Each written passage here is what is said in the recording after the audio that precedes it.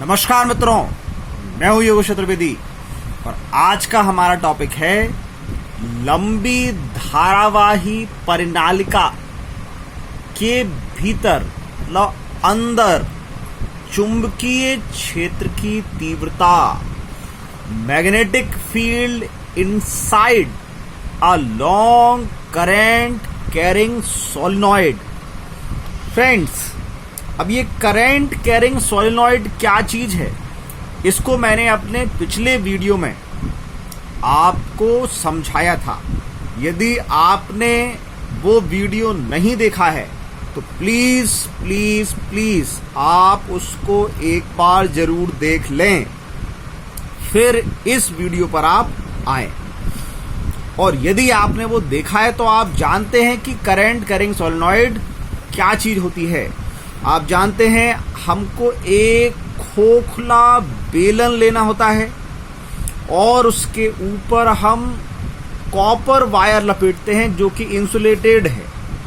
तो ऐसे जब हम वायर को किसी कुचालक पदार्थ के बेलन पर कई सारे फेरे लपेट कर एक ऐसी लंबी कुंडली बनाते हैं तो उसी लंबी कुंडली का नाम है परिनालिका।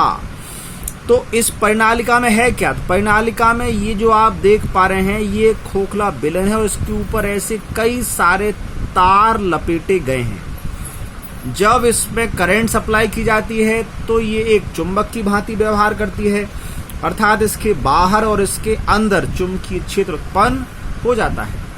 अंदर जो चुंबकीय क्षेत्र की तीव्रता है वो एक समान रहती है। तो आज हम इस परिनालिका के अंदर इसकी अक्ष पर ये जो बिंदु P है, इस P पॉइंट पर मैग्नेटिक फील्ड, इलेक्ट्रिक कहने वाला था मैं फ्रेंड्स, मैग्नेटिक फील्ड इंटेंसिटी को फाइंड करने वाले हैं। तो फ्रेंड्स, शुरू करते हैं आज का हमारा टॉपिक। तो आपने मानी ये एक लंबी धारावाही परिनालिका जिसकी लंबाई मानी गई है L और इसकी रेडियस त्रिज्या मानी गई है R। इसका नाम दिया है हमने RQ। तो हमने यह माना चित्र में L लंबाई तथा स्मॉल r त्रिज्या वाली लंबी धारावाही परिनालिका प्रदर्शित है। अब इसमें धारावाही बनाने के लिए करंट सप्लाई करना पड़ेगा, तो इसमें बहने वाली धारा I है। अब आपने इस परिनालिका को बनाने के लिए क्या किया, तो एक कुचालक खोखले बेलन के ऊपर तांबे के तार को लपेटा जिससे तार के कई सारे फेरे इसके ऊपर आ गए। तो हमने मान लिया है कि परिनालिका में कुल फेरों की जो संख्या है वो कैपिटल N है और उसकी एकांक लंबाई में जो फेरों की संख्या है वो स्मॉल n है। तो यदि स्मॉल n की वैल्यू कैपिटल N के रूप में निकालना हो तो स्मॉल n की वैल्यू आएगी कैपिटल N अपॉन L। ये कैसे निकाला? कुल लंबाई कितनी है L, तो L लंबाई में फेरों की संख्या कितनी होगी? Capital N। तो एकांक लंबाई में N अपॉन L हो जाएगा, जिसको हमने स्मॉल n नाम दिया है। अब करना क्या है, तो परिनालिका के भीतर इसकी अक्ष पर स्थित किसी बिंदु P पर चुंबकीय क्षेत्र की तीव्रता ज्ञात करनी है। तो अब कैसे ज्ञात करें? हमारे पास डायरेक्ट परिनालिका के कारण किसी पॉइंट पर मैग्नेटिक फील्ड इंटेंसिटी फाइंड करने का कोई फॉर्मूला तो है नहीं। तो फिर हम क्या करेंगे?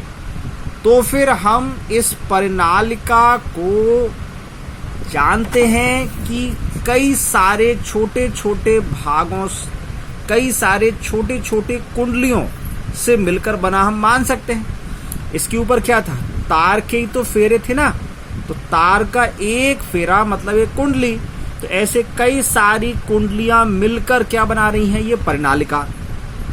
तो हमने मान लिया है कि ऐसे ही ये जो पूरी लंबाई L है, इसके एक भाग जो सूक्ष्म भाग लिया हमने DL, इस DL लंबाई में जितने फेरे हैं वो सब फेरे एक कुंडली बना रहे हैं और उस कुंडली के कारण हम निकालेंगे इस P पॉइंट पर। तो ये P पॉइंट कहाँ होगा? अगर यहाँ पर हम ऐसे तार के कई सारे फेरे माने तो ये जो कुंडली बनेगी, इस कुंडली की ये अक्ष होगी और इसकी अक्ष पर ये इस कुंडली से x दूरी पर कोई बिंदु P होगा। तो अब ये डेरिवेशन कौन सा हो गया, जो फ्रेंड्स हमने किया था किसी धारावाही कुंडली की अक्ष पर स्थित किसी बिंदु पर तीव्रता। समझ पा रहे हैं आप? फिर समझिए, ये जो आपके पास कॉइल है, ये कॉइल कैसे बनी है? ये कॉइल बनी है तार के फेरों से। देखिए कुछ इस प्रकार, ये आपके पास एक परिनालिका का चित्र यहां पर दर्शाया गया है। इस चित्र में आप क्या देख रहे हैं? इस फिगर में आप देख पा रहे हैं कि हमारे पास ये एक खोखला पाइप है, ये वो वायर है जो कॉपर वायर है, इंसुलेटेड है, और इसको हमने इस प्रकार ये कई सारे फेरे इस पर लपेट कर एक कुंडली बनाई है। इसी का नाम परिनालिका है।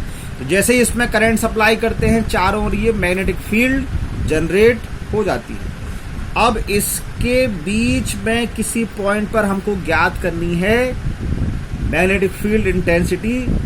तो आपने क्या किया, इस पूरी परिनालिका को ना लेकर इसका एक भाग लिया। यदि हम इसका कोई भाग यहां से कहीं से भी ले लें, तो वो भाग किससे मिलके बना है? इन्हीं छोटी छोटी कुंडलियों के फेरों से। तो ये जो कुंडली बनेगी, इस कुंडली ये जो जाने वाली है इसकी अक्ष, तो यदि हमने एक भाग ले लिया इसका, तो वो एक कुंडली हुई। और उस कुंडली वाले भाग से फिर हम देखेंगे इस P पॉइंट की स्थिति। ये P पॉइंट होगा उसकी अक्ष पर। तो किसी कुंडली की अक्ष पर स्थित किसी बिंदु पर तीव्रता का डेरिवेशन जो हमने किया है, अब हम उसी की सहायता लेने वाले हैं। तो आप समझ गए होंगे उस चित्र को देखकर कि ये जो AB है, इसमें तार के कई सारे फेरे हैं। इस AB भाग की लंबाई हमने DL मानी है। तो अब इस DL भाग में कितने फेरे होंगे? तो हमने ये माना है कि इस परिनालिका की एकांक लंबाई में फेरों की जो संख्या है वो स्मॉल n है। और AB भाग की लंबाई कितनी है? DL। तो यदि एकांक लंबाई में, यूनिट लेंथ में फेरों की संख्या n है, तो DL लंबाई में n इंटू DL। जैसे एक पेन की कीमत यदि 5 रुपए आती है, तो 10 पेनों की कितनी होगी? तो आप इंटू करते हैं ना, 5 इंटू 10 50। तो ऐसे ही यदि एकांक लंबाई में फेरों की संख्या n है, तो DL लंबाई में n इंटू DL। तो यहाँ जो हमने AB भाग लिया है, जो अल्पांश लिया है, इस अल्पांश में फेरों की संख्या कितनी है? n into DL। तो इस अल्पांश के, जो कि ये कुंडली बन गया, तो इस कुंडली की अक्ष पर ये जो बिंदु P है, इस P पर तीव्रता कितनी होगी? तो ये हम अपने पिछले वीडियो, जिसमें हमने किसी कुंडली की अक्ष पर स्थित किसी बिंदु पर तीव्रता निकाली थी, वहां से जो हमको आंसर मिला था, वो आंसर हम डायरेक्ट यहां पर रखेंगे। हमने देखिए क्या माना बिंदु P से x दूरी पर परिनालिका का DL लंबाई का एक अल्पांश AB है। ये पॉइंट P था, इससे ये x दूरी थी। ये यहाँ AB नाम का अल्पांश है जिसकी लंबाई DL है, जिसमें फेरों की संख्या कितनी हो गई? n into DL। तब AB अल्पांश के कारण पॉइंट P पर चुंबकीय क्षेत्र की तीव्रता। तो फ्रेंड्स, उसमें जो आंसर आया था वो था μ0/4π 2π NI। यहाँ n का मतलब था फेरों की संख्या। तो हमारे पास वर्तमान में फेरों की संख्या कितनी है? n into DL। I same to same है R। R क्या चीज थी? उस कुंडली की त्रिज्या, रेडियस। तो यहाँ परिनालिका की रेडियस कितनी मानी है हमने? R। तो इस कुंडली की भी कितनी होगी? R। तो ये सेम टू सेम हो गया R²। फिर यहाँ पर नीचे फॉर्मूले में था R² प्लस x² की होल पावर 3/2। तो ये फॉर्मूला हमने वहीं से उठाया, मतलब हमको वहां पर जो आंसर मिला था, उस आंसर को हमने एज ए फॉर्मूला याद कर लिया है, और उस फॉर्मूले का हमने यहां पर प्रयोग कर लिया। अब हमारा जो डेरिवेशन है आज का वो इस फॉर्मूले की सहायता से आगे बढ़ने वाला है। तो ये जो हमारा आंसर आया, ये जो तीव्रता आई, ये तीव्रता इस P पॉइंट पर तो है लेकिन केवल इस AB अल्पांश, इस छोटे भाग के कारण है। हमें चाहिए पूरी परिणालिका के कारण। तो हम क्या करें, आप जानते हैं जब हमको dB दिया होता है और B निकालना है, इंटीग्रेशन करते हैं। जब आप इसका इंटीग्रेशन करेंगे तो आप देख रहे हो यहाँ dl का इंटीग्रेशन मतलब लेंथ के रिस्पेक्ट में इस परिणालिका की लंबाई का इंटीग्रेशन करना है, हो जाएगा। लेकिन ये जो यहाँ पर R square plus X square है, ये आर स्क्वायर है, ये बहुत कठिन वैल्यू हो जाएंगी। डायरेक्ट ऐसा कोई फॉर्मूला हमारे पास नहीं है, तो हम क्या करते हैं, इसको सिंप्लीफाई करें। सिंप्लीफाई करने के लिए अभी हम यहाँ पर कुछ और इस फिगर में काम करेंगे। तो देखिए हमने क्या काम किया, हमने क्या किया, इस P पॉइंट को A से मिलाया, फिर B से मिलाया, ठीक है। अब जब इन दोनों को हमने मिलाया तो हमने देखा कि ये वाली जो हमारी लाइन है इसकी अक्ष के साथ अल्फा एंगल बनाती है। तो अगर ये अल्फा है तो ये भी क्या हो जाएगा, अल्फा। ये कहलाते हैं एकांतर कोण जो आपस में बराबर होते हैं, ठीक है। तो ये अल्फा है तो ये बीच वाला छोटा सा डी अल्फा मान लिया है, ठीक। और क्या किया, अब हमने क्या किया, हमने ये AC इस PB भुजा पर लंब खींचा, परपेंडिकुलर ड्रॉ किया AC। इसके आ जाने से ये भी एक राइट एंगल ट्रायंगल हो गया, समकोण त्रिभुज बन गया, और इस तरफ भी बन गया एक समकोण त्रिभुज। तो इन दोनों समकोण त्रिभुजों की सहायता से अब हम हमारे इस डेरिवेशन को आगे बढ़ाने वाले हैं। देखिए यही मैंने यहाँ लिखा है कि हमने चित्रानुसार P को A और B से इस प्रकार मिलाया कि PA की वैल्यू Y, ये PA की वैल्यू Y आ गई। फिर ये एंगल लिखे कि ये कौन सा अल्फा है, D अल्फा कौन सा है, और AC लंब PB खींचा है। अब हम आते हैं समकोण त्रिभुज ACB में।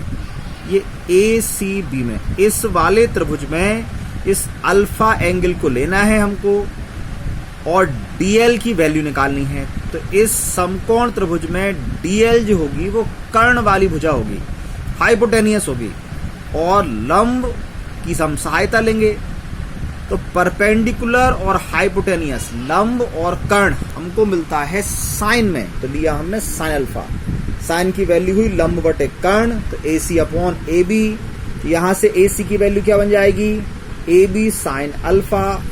AB की वैल्यू देखिए इस फिगर में कितनी है, DL। तो ये हो गया हमारा AC की वैल्यू DL साइन अल्फा। ये हो गई हमारी इक्वेशन सेकंड। फर्स्ट इक्वेशन ऊपर थी।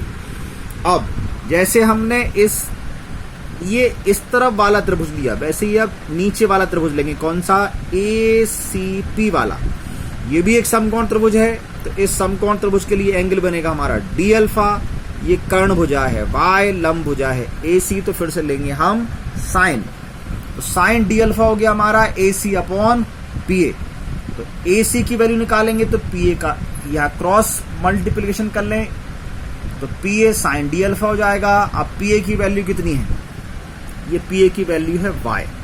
ये बन गया हमारा Y साइन D अल्फा। चूंकि जो D अल्फा है वो बहुत छोटा एंगल है, बहुत छोटा कोण है, तो हम साइन D अल्फा को D अल्फा के इक्वल मान सकते हैं, क्योंकि साइन में आप जानते हैं साइन की टेबल में साइन 0 की वैल्यू 0 होती है। अर्थात जब हम साइन में एंगल को बहुत कम लेते हैं तो वो जो साइन की वैल्यू है वो उसी एंगल के ही बराबर हो जाती है।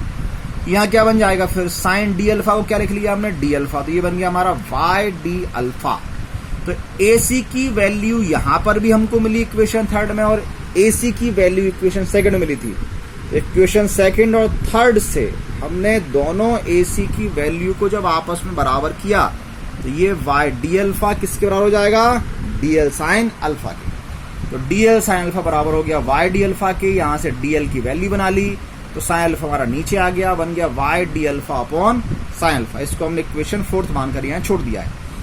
अब हमको इस डेरिवेशन में इस R square plus X square को भी हटाना पड़ेगा। तो ये हम कैसे हटाएं, तो देखिए ये R है परपेंडिकुलर लंब भुजा, X है आधार, तो ये बन गया एक समकोण त्रिभुज POA। इस समकोण त्रिभुज में R square plus X square की वैल्यू वाई स्क्वायर के बराबर होगी। कैसे? Pythagoras theorem. बस, तो हमने यही काम किया। हमने लिया समकोण त्रिभुज पीओए, इसमें लगा दी पाइथागोरस थ्योरम, तो वाई स्क्वायर की वैल्यू गई R square plus X square की। अभी यहां से वाई की वैल्यू बनाए तो स्क्वायर का ट्रांसफर करेंगे जो 1/2 हो जाएगा। ये बना ली हमने इक्वेशन 5। अब इसमें आगे हमको एक और चीज की आवश्यकता पड़ेगी, वो होगी हमको r/y की वैल्यू की। तो ये r/y की वैल्यू इसमें हम कैसे बनाएंगे? तो ये sine alpha plus d alpha मैंने लिया है। अब देखिए क्यों लिया है। ये जो हमारे पास समकोण त्रिभुज था, इस त्रिभुज में ये पूरा एंगल कितना है? अल्फा प्लस डी अल्फा, है ना। ये छोटा वाला अल्फा, ऊपर डी अल्फा, टोटल कितना हो गया? Alpha plus d alpha. इस alpha plus d alpha angle लेने पर जब हम साइन के लिए वैल्यू बनाएंगे तो ये परपेंडिकुलर अपॉन हाइपोटेनियस, लंब बटे कर्ण, तो r/y आ जाएगा। ये लिखा हमने, sine alpha plus d alpha की वैल्यू हो गई r/y। अब चूंकि डी अल्फा बहुत छोटी राशि है, बहुत अल्प कोण है, तो हम इसको नगण्य मान सकते हैं। तो sine alpha plus d alpha हमारा बन जाएगा फिर साइन अल्फा, क्योंकि ये तो 0 जाएगा। तो sine alpha plus d alpha की वैल्यू क्या थी? r/y।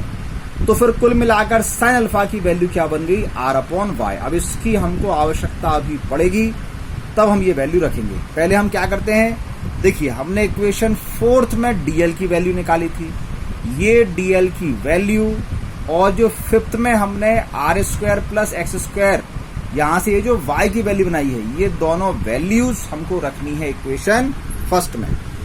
डीएल की वैल्यू लिखेंगे हम और R square plus X square की वैल्यू रखेंगे जो कि वाई स्क्वायर होगी। तो देखिए क्या बनेगा। ये हमने यहां लिखा तो μ0/4 2 पाई n, ये तो सेम टू सेम आ गया। देखिए μ0/4 2 n, ये डीएल की वैल्यू है। डीएल की value y D alpha upon sine alpha, ये y D alpha upon sine alpha, बगल में i into R square same to same है। नीचे ये y क्यूब कैसे बन गया? देखो ये कैसे बना, यहाँ लिखा हुआ है R square plus X square, ये किसकी वैल्यू है? वाई स्क्वायर की। जब आप यहाँ पर लिखेंगे वाई स्क्वायर, तो स्क्वायर से ये 2 कैंसिल हो जाएगा, बचेगा केवल 3, इसलिए बन गया ये वाई क्यूब। तो अब आपने यहाँ देखा ये एक वाई से एक वाई होगा कैंसिल, तो यहाँ बचेगा वाई का स्क्वायर, ये आर का स्क्वायर पहले से ही है। तो देखिए μ0/4 2 ni R square upon Y square D alpha upon में साइन अल्फा। अब ये जो R square upon Y square है, तो हमने इसको लिख सकते हैं ऐसा r/y का होल स्क्वायर। ऐसा क्यों कर रहे हैं? ऐसा इसलिए किया क्योंकि ये r/y जो है, ये किसकी वैल्यू है? ये साइन अल्फा की। तो अब हम इस वाली इक्वेशन, जिसको हमने इक्वेशन 7 नाम दिया है, इसमें हम इक्वेशन 6 से r/y की वैल्यू लिखेंगे साइन अल्फा। यदि यहां लिखेंगे हम साइन अल्फा, तो ये क्या बन जाएगा? साइन स्क्वायर अल्फा, और उस एक स्क्वायर वाले साइन से ये नीचे वाला साइन हम करेंगे कैंसिल। तो देखिए यही हुआ। ये डीबी की वैल्यू क्या आई? μ0/4 2 ni, ये बन गया साइन स्क्वायर अल्फा, यहाँ ये लिखा है साइन अल्फा। अब क्या है, ये स्क्वायर वाले एक साइन से एक साइन कर दिए कैंसिल, तो यहाँ क्या बच जाएगा? साइन अल्फा और डी अल्फा। अब आप चाहें तो इसको यहीं से ऐसा का ऐसा भी ले सकते हैं, और आप चाहो तो ये 2 पाई से ये 4 पाई कैंसिल भी कर सकते हैं, तो बचेगा आपका 2। मैं इसको कैंसिल करके आगे बढ़ाने वाला हूं। ये किसकी वैल्यू है? डीबी की। हम क्या चाहते हैं? बी। तो क्या करें इसका? इंटीग्रेशन। तो बस जब आप इसका इंटीग्रेशन करेंगे, तो आपने यदि इंटीग्रेशन करना है तो इसकी लिमिट क्या लेनी है, तो अब ये लिमिट बनाना और सीखिए। देखो आपको इंटीग्रेशन करना है इस पूरी परिनालिका की लंबाई के लिए। अभी क्या था, यहां पर जब हमको डीएल के लिए इंटीग्रेशन करना था, तो लेकिन यहां कहीं भी परिनालिका की लंबाई नहीं आ रही थी, इसीलिए हमने इतना सारा काम किया ताकि हमारा जो डीबी है वो इस प्रकार कन्वर्ट हो जाए जिससे कि हम परिनालिका की टोटल लंबाई को उसमें शामिल कर पाएं। तो अब इसकी टोटल लंबाई लेने के लिए आपके पास डी अल्फा है, तो अल्फा के रूप में चाहिए, तो आपने ये एक भाग मिला दिया पी का इस क्यू वाले सिरे से, तो दूसरा मिलाया इस आर से, और देखा कि ये जो क्यू वाला सिरा है ये इस पी पॉइंट पर बना रहा है अल्फा 1 का एंगल, और R वाला बना रहा है अल्फा 2 का एंगल। तो यदि परिनालिका की पूरी लंबाई देखी जाए तो ये R1 एंगल से शुरू करके कहां तक खत्म हो गई, R2 एंगल पर। तो बस लिमिट क्या हो गई हमारी, अल्फा 1 से अल्फा 2। यदि परिनालिका के सिरे R व Q बिंदु P पर, चित्र आप देख चुके हैं, अल्फा 2 अल्फा 1 कोण अंतरित करते हैं, तो संपूर्ण परिनालिका के कारण पॉइंट P पर चुंबकीय क्षेत्र की तीव्रता, ये लिमिट रख दिया आपने अल्फा 1 से अल्फा 2, ये dB की वैल्यू है μ0 NI/2 sin alpha d alpha, constant ये बाहर कर दीजिए, अंदर बचेगा आपका sin अल्फा। साइन का इंटीग्रेशन होता है माइनस कॉस, लिमिट है अल्फा 1 से अल्फा 2। तो लिमिट कैसे रखते हैं, पहले अपर लिमिट, फिर माइनस का साइन, फिर लोअर लिमिट। तो ये अल्फा के स्थान में लिखी हमने अपर लिमिट अल्फा 2 आ गया, फिर माइनस का साइन, फिर इसी में लिखी लोअर लिमिट, तो माइनस कॉस अल्फा 1 हो जाएगा, माइनस माइनस हो जाएंगे प्लस, तो ये कॉस अल्फा 1 आगे आ गया, ये पीछे आ गया, ये आ गया हमारा आंसर। अब इस आंसर में हम कुछ स्पेशल केस लेने वाले हैं। तो वो स्पेशल केस क्या है, पहला केस देखिए, यदि हमने परिनालिका की लंबाई ले ली हो अनंत इनफाइनाइट और पॉइंट P को रख रहे हैं उसके बीच में, तो फिर अल्फा 1 अल्फा 2 की वैल्यू क्या होगी, ये लिए मैंने 0 और 180, इसको हम फिगर में समझ लेते हैं। अब आप ध्यान देना, ये अल्फा 1 कौन सा एंगल है जो Q से बन रहा है, यदि ये इनफाइनाइट अनंत हो जाए तो ये आगे बढ़ता जाएगा तो अल्फा 1 और छोटा होगा। देखिए यदि ये Q यहाँ होता तो जब आप इसको मिलाते तो अल्फा 1 छोटा होता ना, तो ऐसे आगे बढ़ाते जाएगी, ये अनंत हो जाएगा तो अल्फा 1 छोटे होते होते 0 हो जाएगा।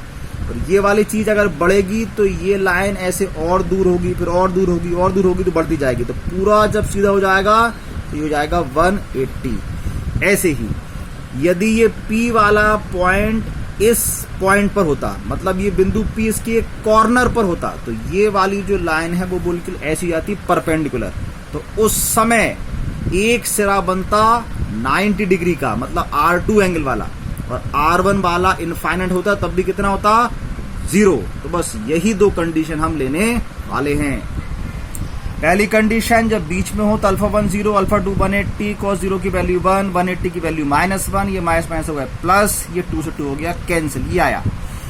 अगली स्थिति में हमने उसको लिया एक कॉर्नर पर, तो मैंने आपसे क्या कहा था, अल्फा 1 की वैल्यू 0 होगी, अल्फा 2 90 हो जाएगी, ये 0, ये 90, 0 की वैल्यू 1, 90 की वैल्यू 0, तो 1 का इंटू करेंगे तो यही जाएगा। तो इन दोनों की कंपेयर करिए, इसकी तुलना में ये वाला आधा है, तो कॉर्नर पर जो तीव्रता है वो बीच वाले भाग की तुलना में आधी रह जाती है। अब यदि आपको तीव्रता के बढ़ाने के उपाय पूछे जाएं तो इसमें क्या चीज है, एक n और एक i दोनों समानुपात में चल रहे हैं। आप फेरों की संख्या बढ़ाएंगे, एकांक लंबाई की तीव्रता बढ़ जाएगी, धारा बढ़ाएंगे तीव्रता बढ़ जाएगी। और क्या लिखा है, μ0, यदि आप माध्यम लेंगे, माध्यम कोई नरम लोहे का क्रोड, तब भी तीव्रता बढ़ जाएगी।